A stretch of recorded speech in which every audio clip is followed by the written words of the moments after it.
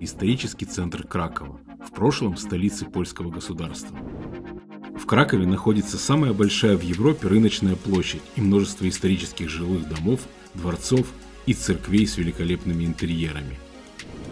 Королевский тракт, проходящий прямо через центральную площадь, берет начало у костела Святого Флориана, тянется через Барбакан и завершается перед великолепным Вавельским замком, резиденцией польских королей. Свидетельством интересной истории города являются и средневековое поселение Казимеж с древними синагогами в южной части города и Ягеллонский университет.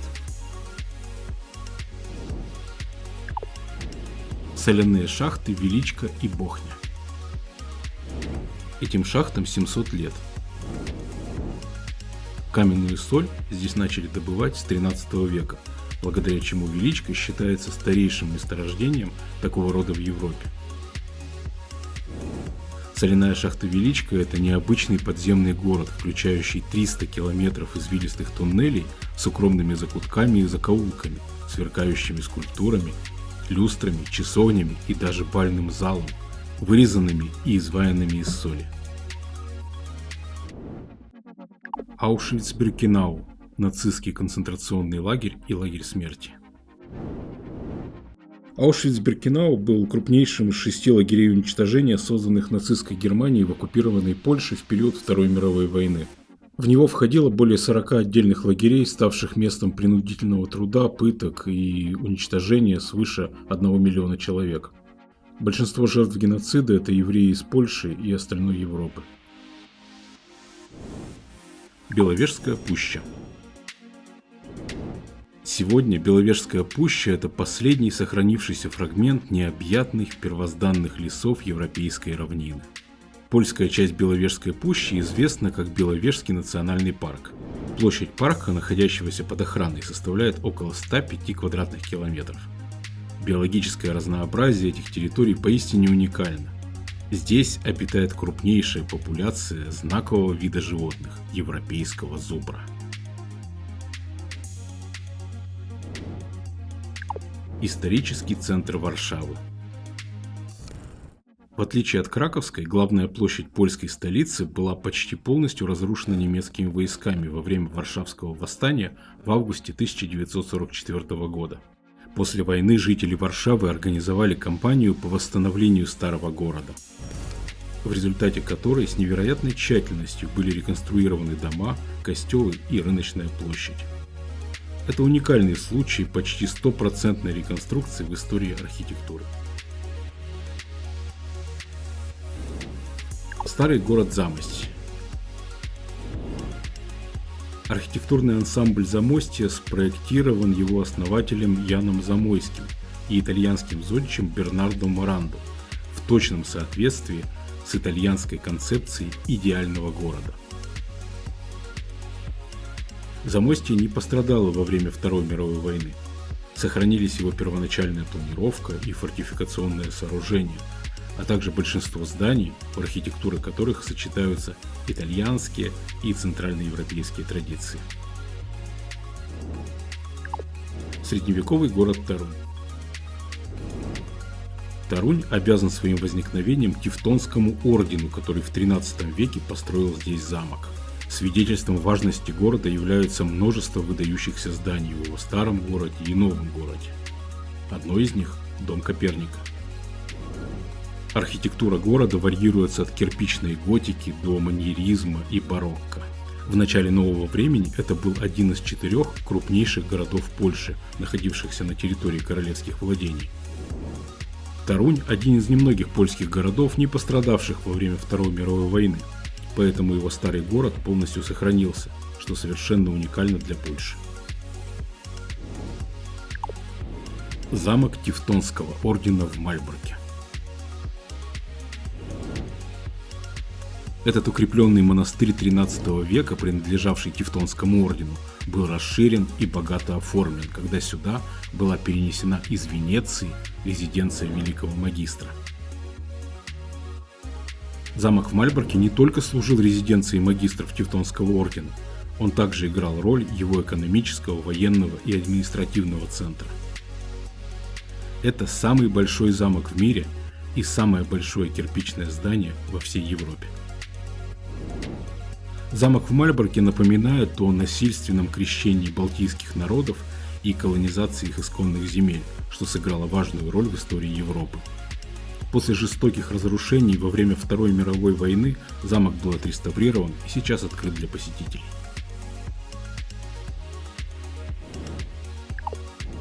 Кальвария Зебжедовска. Маньеристский архитектурно-парковый ландшафтный комплекс и паломнический парк. Его площадь занимает 6 квадратных километров, а протяженность пути составляет 5. Каждый год в Страстную неделю здесь устраиваются инсценировки страстей Христовых. Они известны по всему миру. Ежегодно сюда приезжают до 100 тысяч паломников. Костелы мира в Яворе и Швиднице. Протестантские церкви в Швиднице и Яворе являются крупнейшими деревянными религиозными объектами в Европе. Богато оформленные интерьеры, прекрасные образцы стиля барокко. Церкви мира свидетельствуют о стремлении лютеран к свободе вероисповедания. Расположенные за пределами городских стен, сделанные из дерева или глины и построенные менее чем за год, они теперь внесены в список всемирного наследия ЮНЕСКО. Снаружи они выглядят скромно, однако их интерьеры напоминают театр. Яворский костел украшают 180 изображений, представляющих сцены из Ветхого и Нового Завета. Швидницкий – иллюстрации апокалиптических откровений и виды окрестных местечек. Из-за своей технологической сложности и размеров церкви мира никогда не дублировались где-либо еще и остаются вне конкуренции. Деревянные церкви на юге Малопольского региона. Эти церкви были заказаны знатными родами и приобрели символическое значение. Они составили своеобразную альтернативу каменным сооружениям, которые были распространены в городах. Стиль малопольских деревянных церквей зародился в XVI веке. Он начинался с готического орнамента и полихромных деталей. В более поздних постройках прослеживается влияние рококо и барокко. Деревянные церкви на юге Малопольского региона являются собой примеры многообразия традиций средневековой храмовой архитектуры в католической культуре. Они построены с применением технологий горизонтальной укладки сруба, распространенной в Восточной и Северной Европе со времен Средневековья. Мужаковский парк. Один из крупнейших английских садов в Германии и Польше. Это совместный объект ЮНЕСКО, так как он находится на польско-немецкой границе. Гармонично вписавшись в окружающий сельскохозяйственный ландшафт, парк стал местом, где впервые были применены новые методы проектирования подобных объектов. Это оказало влияние на развитие ландшафтной архитектуры в Европе и Северной Америке. Даже сегодня Мужаковский парк – это один из самых больших английских парков в Европе, а его восточная часть – самый большой парк подобного рода в Польше. Зал столетия. Зал столетия построен на острове во Вроцлаве в 1911-13 годах. В то время город входил в состав Германской империи и назывался Бреслау. Необычное и многофункциональное здание свидетельствует о значимости города как столицы стратегически важного региона Германии. Когда архитектор Макс Берг представил свой проект, никто не поверил, что строительство такого здания возможно. Более того, когда был завершен купол и демонтированы строительные леса и подмостки, многие пребывали в уверенности, что здание обрушится. Зал столетия – это выдающийся пример раннего модернизма и новаторского использования железобетонных конструкций. На момент постройки это был самый большой железобетонный купол в мире. Деревянные церкви в Подкарпатье, в Польше и Украине. Они являются выдающимся примером некогда широко распространенной у славян православной церковной традиции деревянного строительства, которая сохранилась и по сей день. Построенные с применением технологий горизонтальной укладки сруба, преимущественно из хвойного дерева, они представляют собой увенчанные куполами трехнефные храмы с каменным фундаментом и крышами из деревянной черепицы. Старейшие церкви были построены в XVI веке. Подобных сооружений нет больше нигде в мире. свинцово-серебряно-цинковый рудник в Тарновских горах и система подземного водного хозяйства. Действовавшая столетиями горнодобывающая промышленность региона выдолбила более 20 тысяч шахтных стволов. Кроме комплекса подземных сооружений, оставшихся после добычи свинцовой, серебряной и цинковой руды, в список ЮНЕСКО внесли еще 28 объектов, связанных с горнодобывающей промышленностью. В их числе камеры, штольны, водонапорная станция Сташиц, горный ландшафт, сохранившийся после выработок 19 века, и даже городской парк. Туристов здесь привлекает возможность посетить старинные шахтерские городки, шахты и проплыть лодкой по подземным рекам, в которых водится форель.